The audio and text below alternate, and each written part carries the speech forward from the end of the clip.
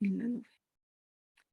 Les doy la más cordial bienvenida pues a esta asignatura de teorías de la personalidad y el día de hoy tenemos que ver dos autores interesantes. La semana pasada nos faltó Eric Fromm, estuvimos trabajando con Erik Erikson y además quiero hablar de la teoría del aprendizaje social de Albert Bandura. Entonces tenemos como que dos metas interesantes. Si necesitan interrumpirme, por favor, abran micrófono porque de repente cuando estoy explicando yo la pantalla no veo las manitas levantadas, así es de que con mucho gusto. Hay momentos en que sí, pero hay otros en los que no alcanzo a ver las manitas. Entonces, me voy con Eric Fromm, que les comentaba la semana pasada que es uno de los autores que tuvo la oportunidad de venir a México y nosotros la oportunidad de tenerlo por acá. Y bueno, hay muchas frases también de Eric Fromm, a mí me gustan mucho, pues revisar sus frases, tiene que ver mucho con lo que encierran de sus formas de percibir, leer y revisar el mundo. Eric Fromm nació en el año 1900 y murió en 1980. Él se conoce como psicoanalista humanista. Él dice o decía esto: el ser humano tiene dos orientaciones básicas, tener y ser. Tener implica adquirir y poseer cosas, incluso personas. Ser se centra en la experiencia, intercambiar, comprometerse, compartir con otra gente. Y si lo trajéramos a este siglo XXI, en este momento, sabemos que los seres humanos cada vez intercambiamos menos, estamos todos con nuestros celulares, cada vez hay menos compromisos en todos los órdenes. Yo, por ejemplo, los felicito mucho a ustedes, los reconozco porque se comprometen a estudiar en horarios en los que generalmente o estamos dormidos o estamos haciendo otras cosas, ¿no? Entonces, cada vez el ser humano se compromete menos y también menos a compartir. Entonces, esa era una de las frases que ha trabajado Eric Fromm y que tiene mucho que ver con su teoría. Fíjense que pocas veces me detengo en la biografía de los autores, pero la de Fromm especialmente me llama la atención y sí se las quiero compartir. Fíjense, en el año de 1900 nace como hijo único de un judío ortodoxo, comerciante de vinos, y de Rosa, que Rosa de soltera se llamaba, se apellidaba Krause. Se puede decir que lo adopta, ¿no? Por decirlo así de alguna manera, porque ella ya tenía a Eric Fromm. Para los 19 años de Eric Fromm, fíjense que decide estudiar sociología, psicología y filosofía. En 1924, a sus 24 años, conoce a Frida Reichmann y es psicoanalizado por ella. Ella pues compartía mucho de los intereses de Sigmund Freud y después también es psicoanalizado por Wittenberg en Múnich, en Alemania. Se enamora de Frida Reichmann y se casa en 1926, perdón. Y entonces él empieza a adentrarse mucho justamente en esta parte de los estudios del psicoanálisis. E inclusive él renuncia al judaísmo ortodoxo y esa decisión fue fuerte, dura, es interesante, ¿no? Pero para 1931 se separa de Frieda y se va a Suiza y ahí se enferma de tuberculosis. En ese tiempo, en lo que se recuperaba, a partir de ahí sí tiene una baja en su producción, en sus estudios y demás, imagínense tuberculosis, pero finalmente para los años 40 y su edad todavía joven, 44 años, se casa con Annie Gurland y con ella se traslada 4 años más tarde aquí a la Ciudad de México, llega a los 49 años de edad a la Ciudad de México, o sea, en su plenitud humana, en su plenitud de desarrollo de teorías, está trabajando aquí como profesor extraordinario en la Facultad de Medicina de la UNAM. Y bueno, platicaba yo un poquito la semana pasada, lamentablemente cuando muere su segunda esposa, este, decide piensa en moverse ya de nuestro país, o sea, tuvo muchos años de estancia en nuestro país. Si se fijan, no podía estar solo. En 1953 se casa con Annis Freeman y bueno, finalmente pues continúa su trabajo aquí en México, o sea, llega con una esposa, fallece su esposa, llega se casa con otra.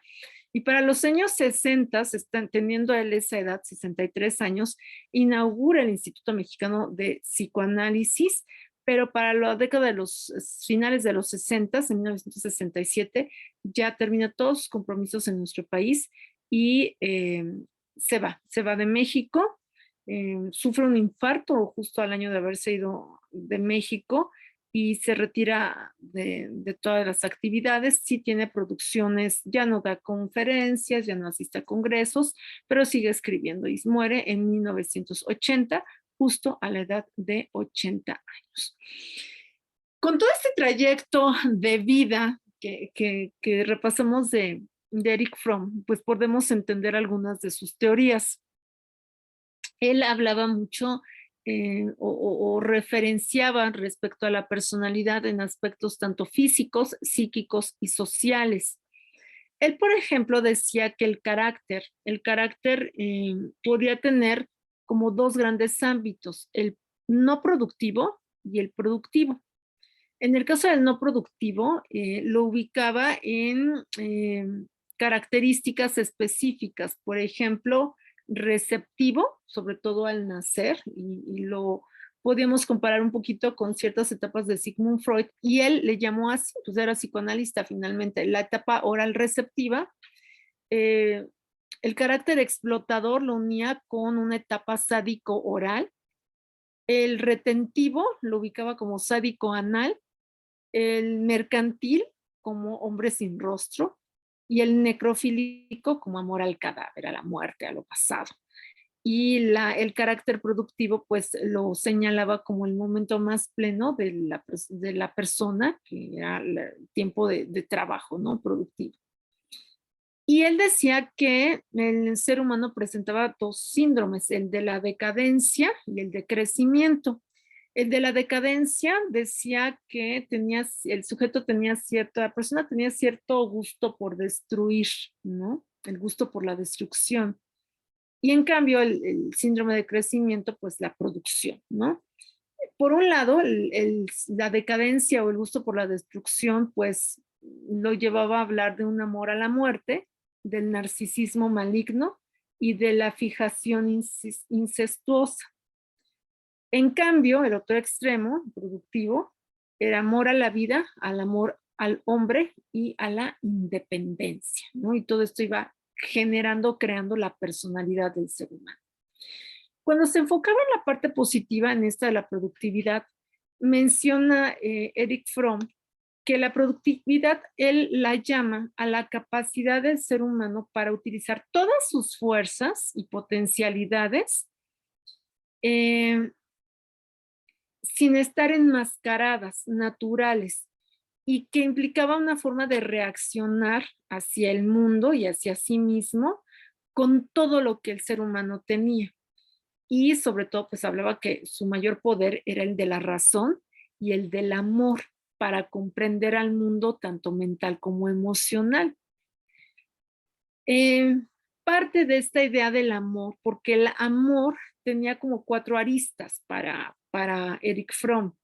El poder de autoconocerse, el poder de conocimiento, el de cuidar a otro, el del respeto por lo que eres, pero también por la responsabilidad con el otro. Entonces son cuatro elementos importantes que él describe en torno al amor. Y decía que el amor se podía clasificar en más tipos, en 5 tipos de amor. El fraternal, el maternal, el erótico, el amor de sí mismo y el amor a Dios o a la creencia religiosa. ¿Qué llevaba al ser humano en estos elementos del amor? Pues a la trascendencia, a la identidad y a la pertenencia, que dice son símbolos base para el desarrollo de la personalidad del ser humano. La trascendencia en el sentido de ser algo más que un animal, el querer mejorar, el querer aprender, el querer enriquecernos, ¿no?, de lo que nos rodea. La identidad como el conocer al yo verdadero, diferenciarnos de los demás. Y el de pertenencia, que es retornar a tu naturaleza o al modo natural de existencia y no a lo artificial. Esto le permite al ser humano vivir en un marco de orientación sano, consistente, consciente, de una vida razonable, que él le llamaba. Y en el ámbito de la relación, sentirse, o sea, que somos con el prójimo, pero somos únicos. O sea, me siento único con el prójimo y conmigo misma. No tengo repetidor. Pero decía que si vamos al ámbito no productivo del ser humano, él identificaba al sádico, que sí tenían una dependencia y podían destruir al otro o tratar de eliminar todos los problemas. Así no existe. O al masoquista, que se somete a otra personalidad más fuerte, pero a la vez es significado de querer escaparse de su soledad y que hay un afán irracional de destrucción, de escapar de ese sentimiento de impotencia, de cualquier fuerza externa, o de conformismo, de aceptación a ciegas de todo lo que presenta los caminos de la vida, lo destructivo, lo positivo. Y el ser humano en esta estancia pues no experimenta verdaderamente el sentido de lo que es vida. Eric Fromm, por ejemplo, decía, dar produce más felicidad que recibir, no porque sea privación, sino porque es el acto de dar donde está la máxima expresión de mi vitalidad. O sea, esta donación con el otro. Dice, por eso, y regreso a la frase, dar produce más felicidad que recibir. No porque me privo, ¿no?, porque te doy y me privo de eso, sino porque esa acción de dar es la máxima expresión de vida que tengo yo, de ese desprendimiento. Entonces,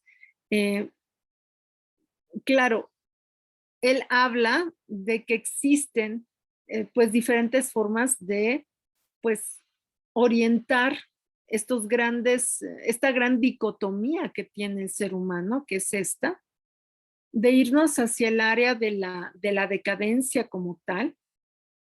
Perdón, regreso aquí. Ay, no sé por qué me está moviendo la información. Les juro que no estoy haciendo nada, pero seguramente sí, porque la computadora no se maneja sola. A ver, dejo de compartir un momento. A lo mejor es eso. Ahí está. Y cierro recordando esta parte de dicotomía que menciona Eric Fromm. Aquí está. Aquí está, sí está. Hay dos vertientes en la personalidad del ser humano y finalmente es quien decide cómo vivir esta vida, ¿no? Hacia ese gusto por la destrucción o hacia un plano productivo que tiene que ver con amor a sí mismo, amor a la vida, amor al otro y amor a la independencia, ¿no? Esa es como la parte teórica que él maneja y que finalmente bueno, nosotros ubicamos mucho por esta, pues, eh, libro, ¿no?, sobre el amor, cómo lo entiende, y que él diferencia, ¿no?, en todas las necesidades humanas con los mecanismos de escape, ¿no?, que finalmente nos llevarían a esa parte más destructiva. Entonces, Fromm siempre lo encierra en esa capacidad inigualable de amar, y amar es una donación. Y esa donación me lleva mucho más a la felicidad que al ser solamente receptivo, porque es donde está la vida en su plenitud, ¿no? En este sentido. Y yo creo que el hombre vivió a plenitud, por eso presentaba yo su biografía, porque él vive a plenitud la vida, o sea, hasta su fallecimiento, él no estaba solo, nunca estuvo desde los 20 años, él siempre estuvo acompañado, siempre tuvo una pareja, siempre tuvo una razón de ser, una razón de trabajar, y así se va hasta el momento de su muerte, ¿no? Entonces vive al máximo de expresión lo que es el sentido de la vida, y él dio mucho, por cierto, a la investigación, al trabajo productivo, que hasta el día de hoy seguimos comprando su libro de Paidós, El arte de amar, que pues no hay que dejarlo, debe ser un libro de cabecera de nosotros, los que estamos en estas áreas, psicológica o educativa, eh, que leamos desde otra perspectiva su arte de amar, que se encierra en este privilegio y en esta posibilidad de donación. Y de los psicoanalistas, que cerramos con Erich Fromm, vamos a pasar a otra área también interesante pues, de comprender pues, al ser humano, y vamos a pasar a otra teoría, porque es un solo autor. O sea, las teorías psicoanalistas fueron desde Sigmund Freud, Carl Jung, Adler, Erickson y Fromm. Y hoy vamos a ver una teoría más que tiene que ver con el entorno social, que se conoce como teorías de la personalidad del aprendizaje cognitivo social, cuyo representante es Albert Bandura. Y la próxima semana vamos a trabajar dos teorías de personalidad de los rasgos con William Alport y Raymond Cattell. Y vamos a cerrar con las teorías humanistas en la última sesión, con las de Maslow y Rogers, ¿no? Con Carl Rogers y Abraham Maslow, donde nos hablarán de otra tendencia de formación de la personalidad.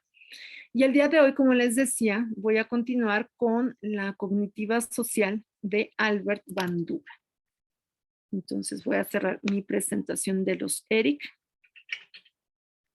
y abro esta presentación interesante también de cómo se lee a la personalidad desde este aprendizaje cognitivo social de Albert Bandura. ¿Ok? Aquí que espero ya puedan ver la presentación. Y si no, ahorita debe de estar. Esta presentación también junto con la pasada ya están en nuestra plataforma. Voy a compartir pantalla. Ahora sí. Aquí está. ¿Qué tenemos que aprender? ¿Qué tenemos que saber de esta teoría de la personalidad de Albert Bandura? Bueno, pues en primer lugar, que se le conoce como la teoría del aprendizaje cognitivo social o cognitivo social.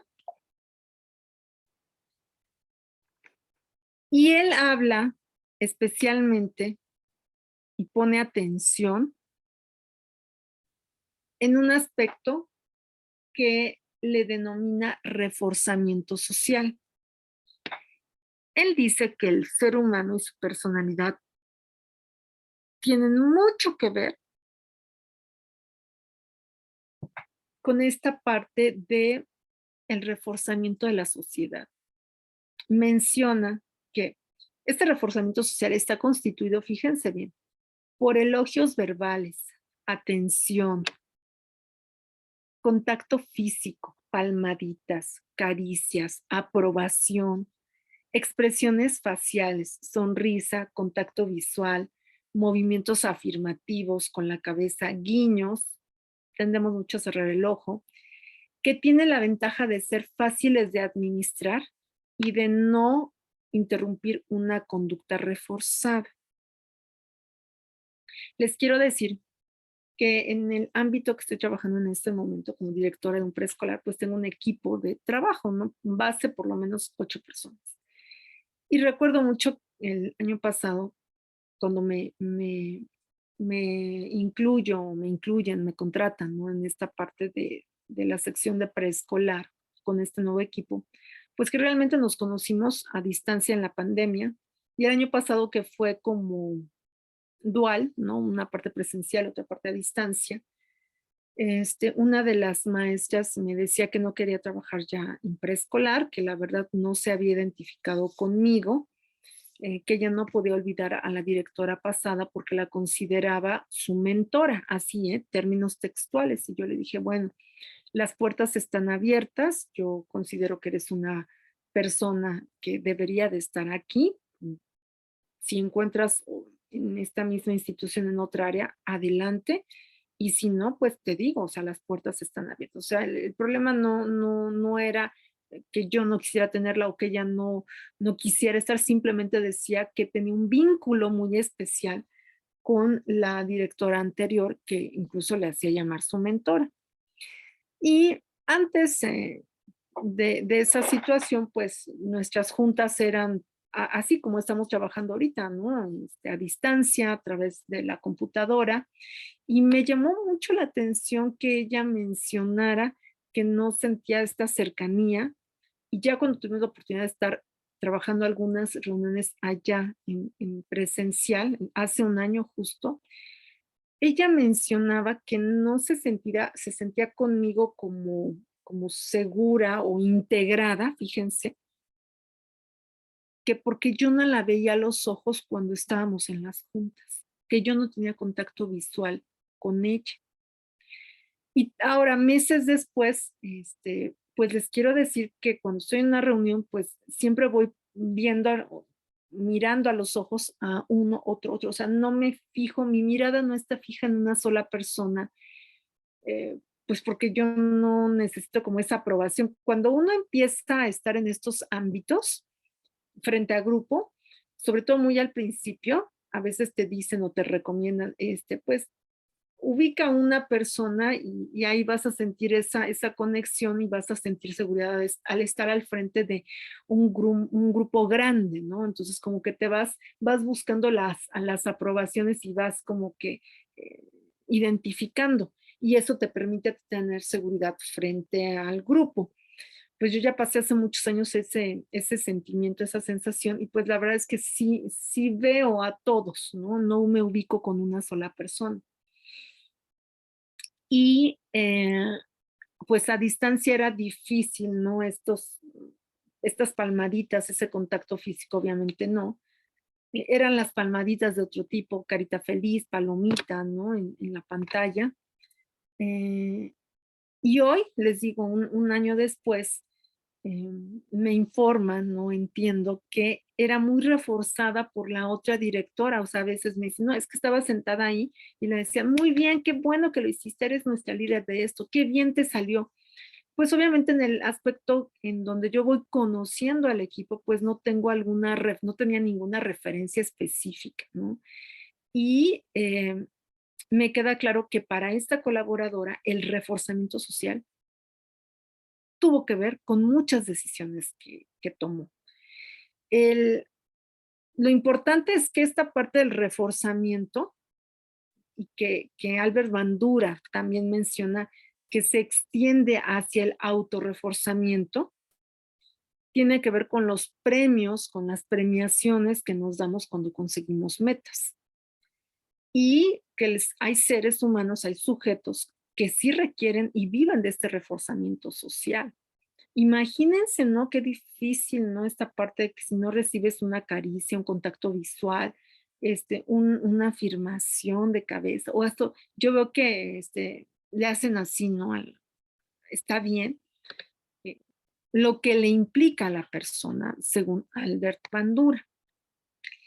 Dice Albert Bandura que hay que identificar algo que él llamó activación emocional vicaria y que otros autores le llaman empatía. Dice que la activación emocional vicaria es el esfuerzo que realizamos para reconocer y comprender los sentimientos y actitudes de las personas, así como las circunstancias que los afectan en un momento determinado. Que quizá eso es lo que ya no hubo tiempo de trabajar con esta colaboradora. Hoy en día, por ejemplo, yo sí le reconozco que es una persona sumamente creativa, em, que es muy estructurada y que la quieren mucho los alumnos.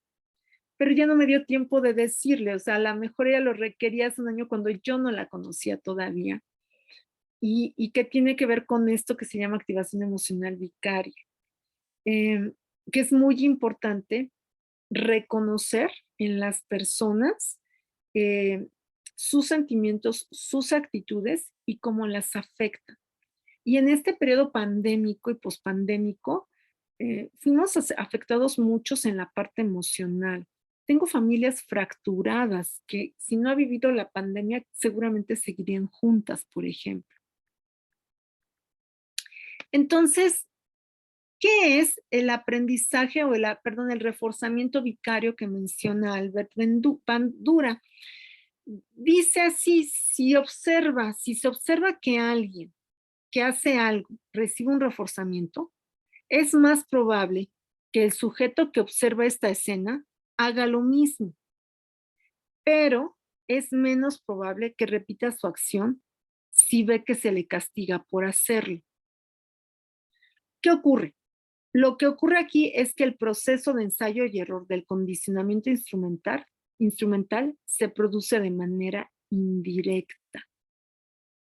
Es decir, si yo estoy viendo que realicé un buen trabajo y viene alguien que lo refuerza, me felicita, hay alguien que me está observando, es muy probable que quiera hacer lo mismo, ¿no? Pero, en cambio, no va a ser refuerzo si ven que hubo un castigo, lo que él llama, ¿no? Por haber hecho oye, llegaste tarde, ¿cómo es posible? Mira, no vuelvas a pedir esto, ta, ta, ta. El que está observando, en ese caso, va a tratar de evitar la acción, pero en todas las medidas de sus posibilidades.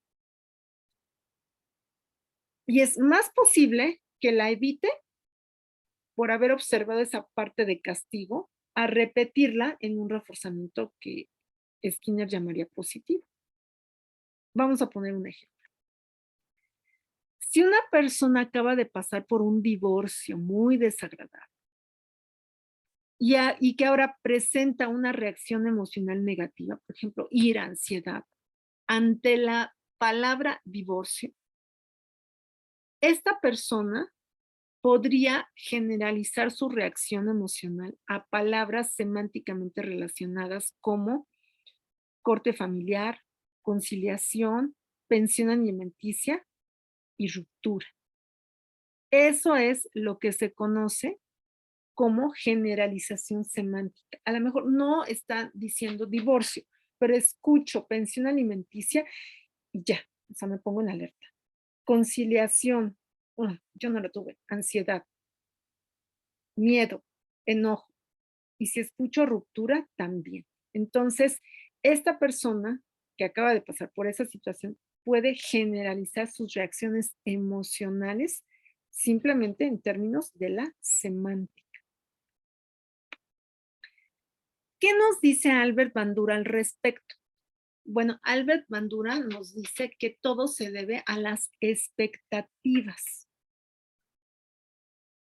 Las expectativas son juicios implícitos acerca de qué tan probable es que una conducta determinada dé por resultado la obtención de metas. Estas son y a veces las expectativas de las personas son muy altas. Si no consigo la meta, entonces frustro mi expectativa. ¿Y qué nos explican los teóricos que como Albert Bandura hablan de las expectativas del locus de control, como Julian Rotter? Dice, la expectativa son juicios implícitos acerca de qué tan probable es que una conducta determinada dé por resultado la obtención de metas, ¿no? Las expectativas están unidas también a los incentivos. yo puedo encontrar un reforzamiento en mí mismo o voy a necesitar un refuerzo hallado fuera de mí. Eso es a lo que le llaman locus de control interno o locus de control externo.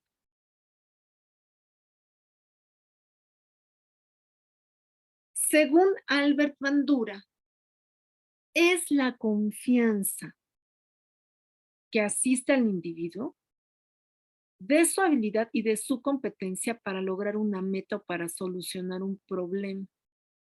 Y a esta se le denomina expectativa de autoeficacia.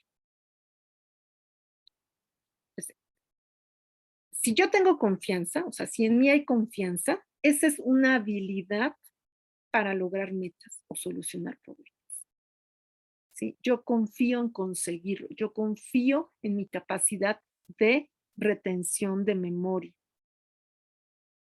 Dice Albert Bandura que el ser humano aprende por observación y este aprendizaje tiene lugar cuando alguien realiza una acción, otro observa y este adquiere la capacidad de repetir el acto. El observador adquiere la conducta en función del reforzamiento o castigo que espera recibir por la conducta. Aquí Albert Bandura, por si lo quieren buscar o revisar también, hace referencia a un experimento que se conoce con el experimento con el mono porfiado, por si alguien lo quiere buscar.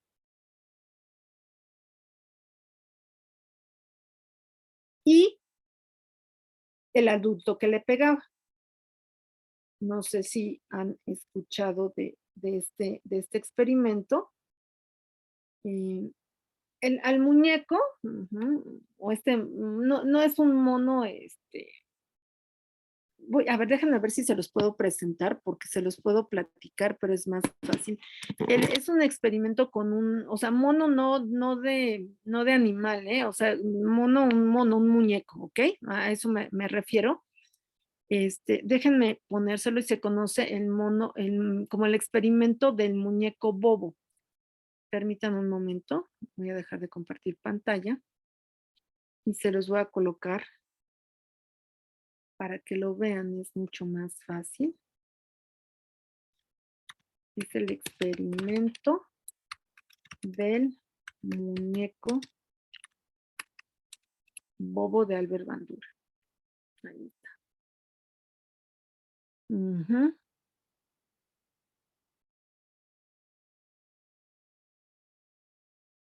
Aquí lo que buscaba, sí, Alexis, adelante.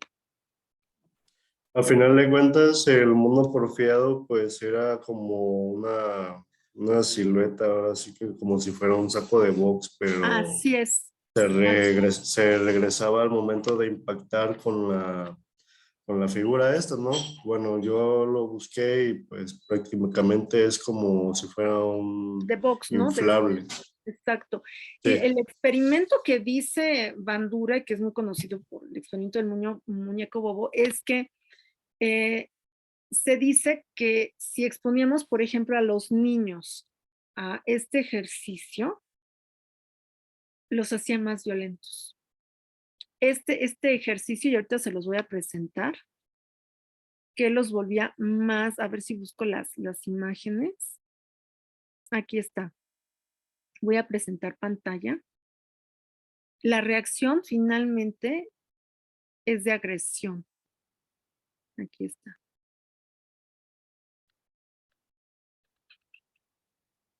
Es este. Y se está observando en una cámara de tipo GESEL o con una grabación. Este es el muñeco, este que está aquí. Creo que se alcanza a ver mejor en esta parte donde tengo el cursor. Y tenemos a 3 niños diferentes. El ejercicio, el experimento consistía, bueno, hay varias variaciones, les quiero decir, ¿no? Pero El más notable, reconocido por Bandura, es el que mide el comportamiento de los niños después de ver a un modelo que es recompensado, castigado, por golpear al muñeco bobo. O sea, la compensación venía por pegarle. Y este experimento es la demostración del aprendizaje social de Bandura. Él demostró que las personas no solo aprenden por recompensas o castigos en sí, como lo maneja el conductismo, sino que pueden aprender a ver a alguien ser recompensado o castigado y querer hacerlo. Y entonces él mencionaba que todas las derivaciones tienen que ver en cómo los niños pueden ser influenciados al experimentar situaciones de violencia. Su experimento tuvo lugar en la década de los 60 y pues tuvo muchísimas críticas. El muñeco bobo que está aquí es donde se ve mejor, aquí, tenía ojos, nariz y sonrisa, o sea, se estaba riendo. Y acá abajito era como su centro de peso, donde hacía que se moviera de un lado a otro. Pues era un juguete inflable. Sí, Alexis, adelante. Al final de cuentas, lo que usted decía de que causaba más agresión, se podría Ajá, decir que era por una causa de frustración al momento de que el niño golpeaba al muñeco y este se se regresaba a regresaba. regresaba la agresión, pero pues como es un objeto inanimado, el niño pues le causaba ahora sí que una frustración al Frustración. recibir la misma agresión que él causaba a la figura del mono, ¿no? Y eso Así podría es, ser la causa principal de la generación de la agresión. así es, aumentaba la agresión. Y aquí lo vemos con los niños, o sea, aquí está encima del muñeco bobo, se le regresa y él termina pegándole y pegándole hasta con los pies, ¿no? En la primera línea. En la segunda, si se fijan, vean la cara del niño y terminan igual para todos los tres casos aquí terminan hasta pateándolo. Pero el ejercicio justo consistía en recibir un reforzamiento positivo, una recompensa por la acción y lo veían, era una repetición. Entonces, con esto él comprobaba la, la, la idea de que el observador adquiere la conducta en función del reforzamiento castigo que esperaba recibir por dicha conducta. Eh, en la escena o en las escenas, ¿no?, de este experimento, entraba un adulto y le decía al que estaba, además de él, al niño o a otro adulto, que su actuación era valiente y que merecía un premio. Y le daba un refresco y le daba un dulce. O sea, le estaba reconociendo haberlo tirado, ¿no? Eh, la escena al final es reemplazada por otra, donde llegaba otro adulto, después lo hizo con niños, y castigaba por haber hecho esas acciones agresivas. Y entonces la conclusión a la que llega Albert Bandura es que el individuo puede adquirir un nuevo aprendizaje por condicionamiento instrumental, pero su ejecución espontánea dependía del reforzamiento del castigo vicario. ¿Y qué tenía que ver con esa parte de observación? Yo les quería decir que hoy en día, pues este estudio, este experimento, lo viven muchos niños y muchas personas con muchas situaciones de violencia. Em, Albert Bandura, por ejemplo, decía que había varias variables que influían en el aprendizaje vicario. Una, justo, tenía que ver con la atención, otra con la retención y otra con la producción.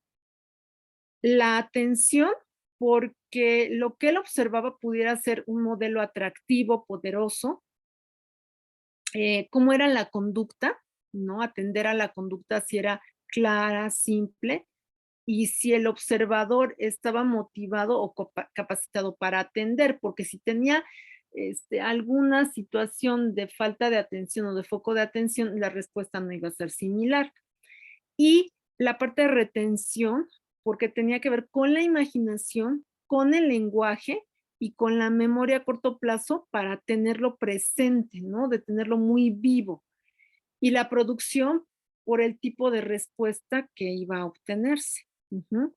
Entonces, bueno, finalmente este es el centro de la teoría de Bandura, ¿no? Y que tiene que ver con la repetición o el aprendizaje vicario o el aprendizaje social. Así pueden encontrar la teoría de Albert Bandura. Em, lo que necesito que realicen como ejercicio esta semana en plataforma, aquí está, la voy a poner, a ver si fíjense que todas las presentaciones que yo tuve, yo creo que algo me faltó de ponerles aquí para que nos pasara inmediatamente si las selecciono. Entonces las tengo que quitar y copiar para que sepan ustedes cómo vamos a trabajar este ejercicio. En este material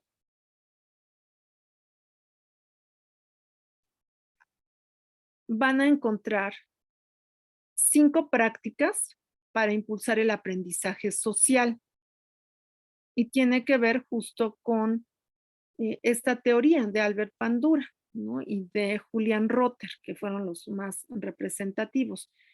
Pues maneja, ¿no? Que es lo que vimos hoy, ¿a qué se le llama aprendizaje social? Y más adelante, cuando terminen de leer, en esta parte que viene con colores, perdón, con letra negrita, viene algunos ejemplos, son 5 ejemplos a través de los cuales se puede impulsar el aprendizaje social en el día de hoy, en la actualidad, en este siglo XXI. Y voy a querer que lo lean y que a partir de estos 5 ejemplos me den uno parecido a similar al que está demostrando o comentándose en este material y que podamos poner como de ejemplo de práctica que hoy en día se está dando. La presentación que les hice es lo que Albert Bandura representó como su teoría. Lo que viene en este artículo que quiero que lean es lo que hoy en día se puede ver como ejemplo de impulso del aprendizaje social. Y el ejercicio que hagan después de haber hecho esta lectura es cómo pueden ustedes presentar otros ejemplos de practicar el aprendizaje social, por ejemplo, en empresas. Entonces, pueden ya ir leyendo este material porque es el que está ahorita en la presentación y mañana a más tardar les publico el material donde puedan hacer este ejercicio de comparación.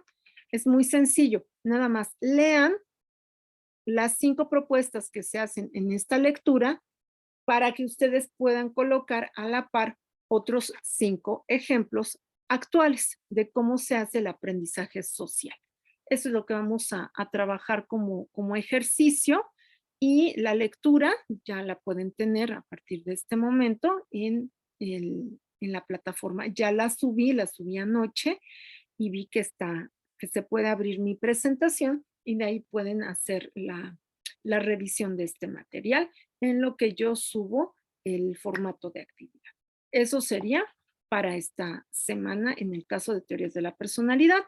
No puse actividad con el material de Eric Fromm, me quedé solamente con la actividad de Erik Erikson y me centro en la actividad de la exposición de Albert Bandura, ¿ok? Entonces no van a encontrar exactamente de Fromm como tal, sino más bien de Albert Bandura. Eso es lo que vamos a hacer y cualquier duda pues estoy al pendiente. Les deseo que tengan excelente jornada. Estamos a punto de llegar a decir buenas tardes, entonces me despido yo deteniendo la grabación todavía con